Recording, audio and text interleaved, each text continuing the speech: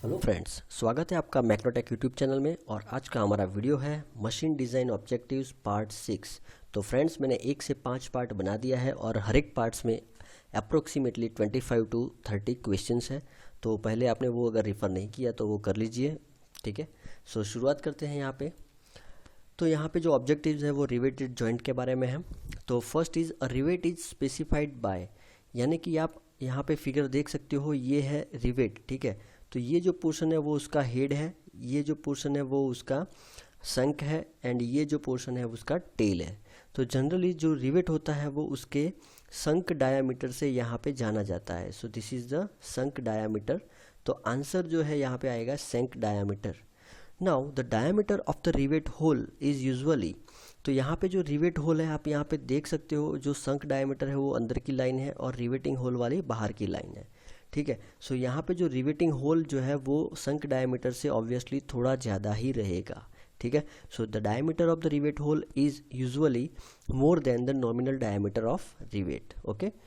Now the rivet head used for boiler plate riveting is usually, तो boiler plate में हम कौन सा रिवेट हेड यूज़ करते हैं? तो यहाँ पे फ्रेंड्स मैंने एक फिगर बताई हुई है, यह है स्नैप हेड, ओके। सो हम स्नैप हेड यूज़ करते हैं बॉयलर प्लेट के लिए, ठीक है। सो बॉयलर प्लेट के रिवेटिंग के लिए हम स्नैप हेड यूज़ करते हैं। तो थर्ड का आंसर आएगा A. Now according to Unwin formula, the relation between diameter of hole rivet hole and thickness of the plate, ठीक है। डायमीटर और thickness of the plate, hole का डायमीटर यानी रिवेट के होल का diameter and thickness of plate, उसका जो ratio है according to Unwin formula it is d is equal to 6√t। Now next is a line joining the center of rivet and parallel to the edge of plate is known as, तो यहाँ पे friends ये figure मैंने यहाँ पे बताई है, अगर आप देख सको यहाँ पे, इसको बड़ी कर देता हूँ। तो यहाँ पे line joining the centre of rivet, यानी कि ये लाइन, ठीक है, और parallel to the edge of the plate is known as a marginal pitch, यानी कि ये डिस्टेंस यहाँ से ये जो डिस्टेंस है that is called the marginal pitch, ये डिस्टेंस, ओके। सेंटर लाइन से ये एंड तक का distance that is called the marginal pitch.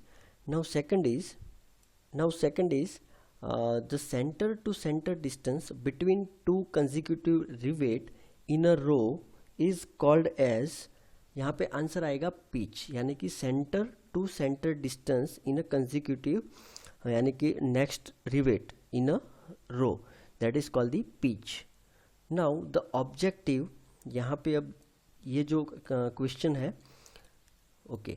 So the objective of caulking in a riveted joint, caulking क्यों करते हैं हम रिवेटेड जॉइंट में, ठीक है। यहाँ पे मैंने फिगर बता के ट्राई किया है आपको समझाने का कि यहाँ पे ये जो प्रोसेस है, ठीक है।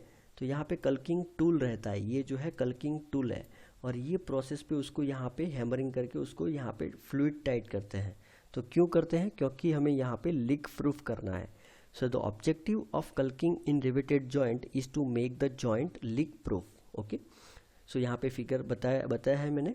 लैप जॉइंट इज ऑलवेज, अब लैप जॉइंट जो है वो ऑलवेज इन, तो लैप जॉइंट में क्या होता है फ्रेंड्स, तो एक प्लेट के ऊपर दूसरी प्लेट लगी रहती है। सपोज यहाँ पे एक प्लेट है और उसके ऊपर यहाँ पे इस तरह से दूसरी प्लेट है, ठीक है। सो यहाँ पे अगर लैप जॉइंट है इस तरह से, तो वहाँ पे क्या रहेगा, सिंगल शियर, ओके। सो लैप जॉइंट अगर शियर, यहाँ पे शियर स्ट्रेस, ये सिंगल शियर यहाँ पे लगेगा।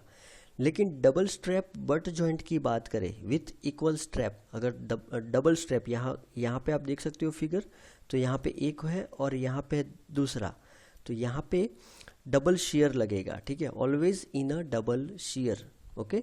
तो यहाँ पे ये फिगर मैं आपको बड़ी करके बता दूँ, ओके। तो यहाँ पे मैं फिगर बड़ी करके बताता हूँ आपको।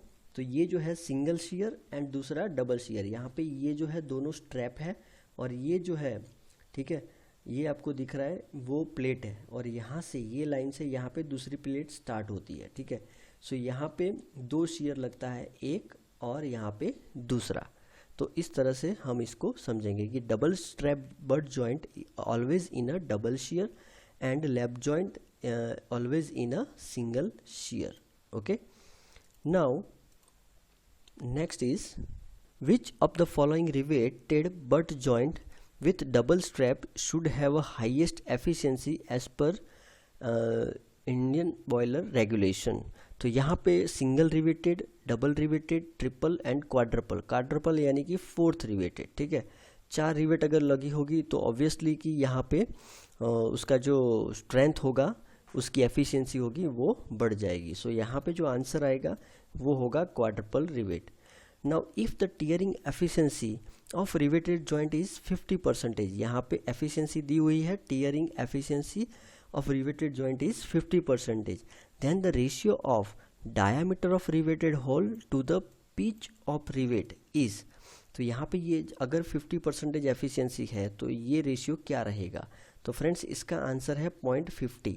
अब यहाँ पे आप देखो तो जो टीयरिंग स्ट्रेंथ जो है, ठीक है, वो क्या है फ्रेंड्स? तो टीयरिंग स्ट्रेंथ जो है वो है P minus D into T into sigma T. Okay, so यहाँ पे ये जो है टीयरिंग स्ट्रेंथ है. ओके, और यहाँ पे ये जो है वो है एक्चुअल स्ट्रेंथ प्लेट की. तो जनरली एफिशिएंसी, टीयरिंग एफिशिएंसी क्या रहती है? तो यहाँ पे टीयरिंग स्ट्रेंथ अपॉन यहाँ पे एक्चुअल प्लेट स्ट्रेंथ, ठीक है, तो उसके हिसाब से हम एफिशिएंसी को यहाँ पे मेज़र कर सकते हैं. तो उसके बाद स्ट्रेंथ ऑफ द अनरिवेटेड और solid plate as per the pitch length is equal to. सो 12 का आंसर है फ्रेंड्स यहाँ पे P T sigma T. Unriveted solid plate की जो स्ट्रेंथ है वो हम पी टी सिग्मा टी से फाइंड करेंगे. Now longitudinal joints in boiler is use to get. तो यहाँ पे जो लॉन्जिट्यूडनल जॉइंट अगर की बात करें तो लॉन्जिट्यूडनल जॉइंट यूज़ होता है बॉयलर के डायमीटर को बढ़ाने के लिए या कम होने के लिए, ठीक है. तो longitudinal joint in boiler use to get the required diameter of the boiler. And वैसे ही सरकमफरेंशियल जॉइंट अगर बात करें तो वो किसके लिए यूज़ होता है? बॉयलर की लेंथ को बढ़ाने के लिए, ठीक है. सो लॉन्जिट्यूडनल अगर आता है तो डायमीटर एंड सरकमफरेंशियल आता है तो लेंथ ऑफ द बॉयलर.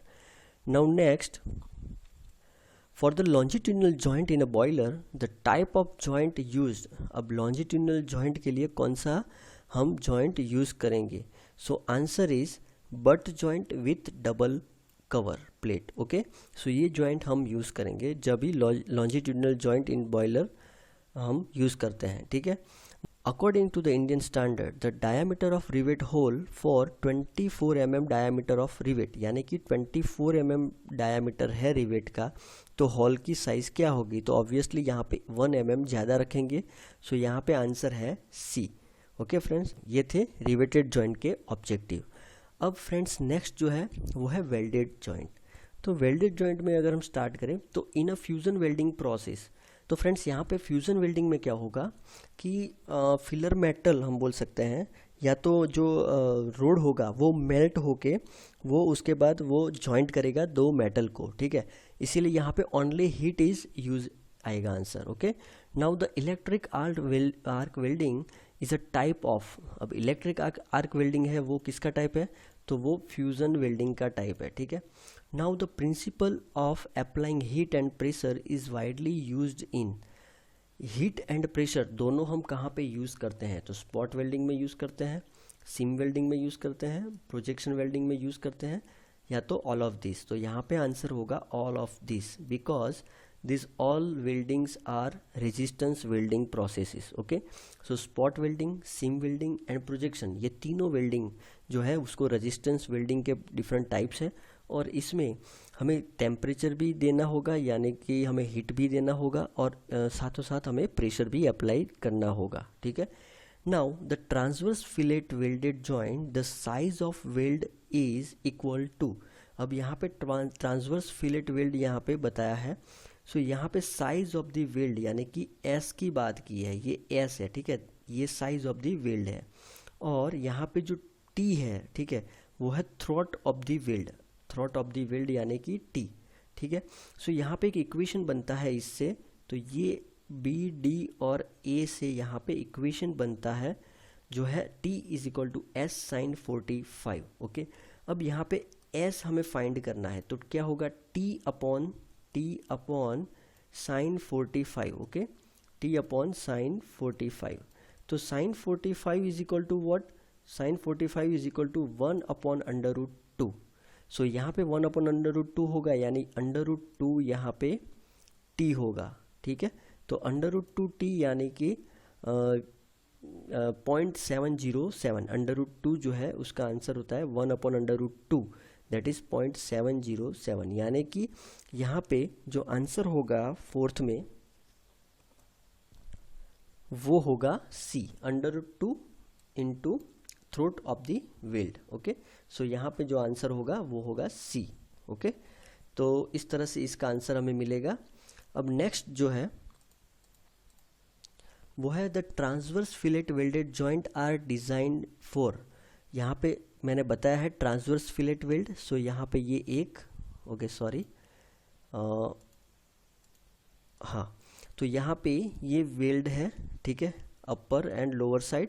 तो यहाँ पे ये टॉप व्यू है उसका। तो ये जो ट्रांसवर्स फिलेट वेल्डेड जॉइंट है it is use for tensile strength. So इसका आंसर होगा A, tensile strength, okay, design for the tensile strength. And parallel fillet welded joint जो यहाँ पे मैंने बताया है it is designed for the shear strength. So parallel welded joint is used for shear strength, and transverse fillet welded joint it is used for the tensile strength.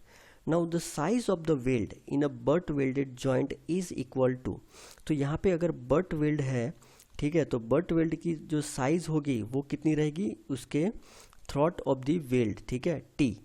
तो यहाँ पे जो आंसर आएगा वो होगा b, throat of the weld. Now, double fillet welded joint with parallel fillet welded weld of length L and leg S is subjected to tensile force P. Assume uniform stress distribution.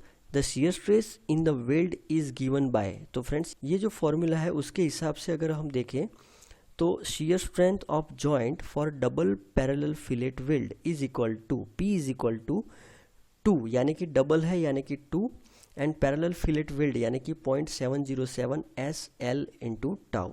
तो उसका जो answer होगा वो कुछ इस तरह से रहेगा 1.414 S into L into tau, ठीक है। अब यहाँ पे हमें टाउ के फॉर्म में लाना है, ठीक है। सो यहाँ पे टाउ के फॉर्म में लाना है, तो ये सब जो है 1.414 SL वो नीचे आ जाएगा, ठीक है। सो यहाँ पे बेसिकली जो आंसर होगा 8 का वो होगा सी, ठीक है। अब अगर आप ये फॉर्मूला अप्लाई करोगे सो उसका जो आंसर है वो under root 2 is equal to 1.414 मिल जाएगा आपको, ठीक है। सो इस तरह से इसका आंसर हम फाइंड आउट करेंगे। Next is when the circular rod welded to a rigid plate by circular fillet weld, ठीक है, is subjected to twisting moment T, then the maximum shear stress is given by। तो यहाँ पे figure आपको बता दूँ ये किस तरह से होगा। तो यहाँ पे सर्कुलर रोड है इस तरह से, ठीक है, और यहाँ पे ट्विस्टिंग मोमेंट लग रहा है कुछ इस तरह से, ठीक है, ये ट्विस्टिंग मोमेंट इस तरह से लग रहा है।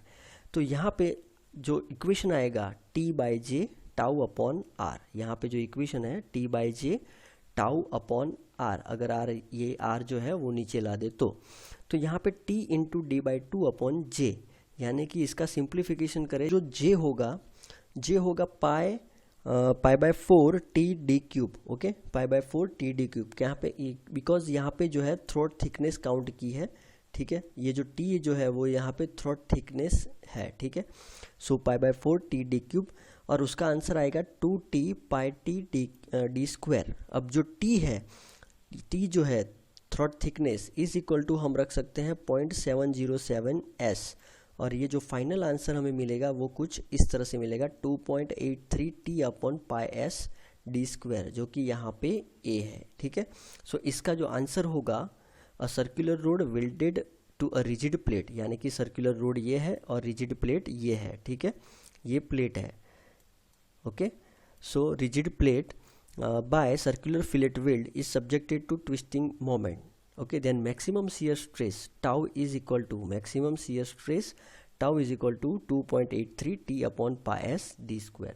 Now for a parallel load on a fillet weld of equal leg, then plate maximum shear occurs at, तो यहाँ पे फ्रेंड्स लिखा है, देखो ये इसका ही है, this shear stress occur in a horizontal plane along the leg of the fillet weld.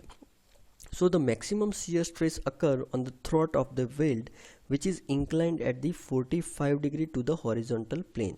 So यहाँ पे जो आंसर है वो होगा 45 डिग्री. ओके, सो इस तरह से आज के लिए बस इतना ही. अगर आपको ये वीडियो अच्छा लगा तो लाइक कीजिए, शेयर कीजिए, और लगता है कुछ इम्प्रूवमेंट जैसा करना चाहिए तो आप कमेंट में भी बता सकते हैं.